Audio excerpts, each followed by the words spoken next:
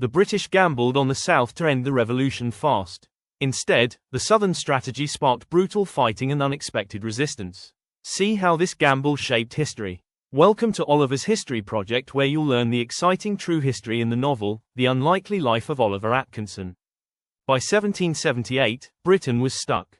The war in the north dragged on, so British leaders shifted south, believing Loyalist support would crush the rebellion. Britain assumed the south was full of Loyalists, ready to rise, supply troops, and restore royal rule with minimal fighting. The plan seemed to work. Savannah fell. Charleston surrendered. Britain captured major ports and declared the South nearly secured. Instead of peace, the South erupted into civil war, patriot versus loyalist, neighbor versus neighbor, marked by raids, reprisals, and terror. Patriot leaders like Nathanael Greene avoided major battles, wearing the British down through attrition, mobility, and relentless pressure.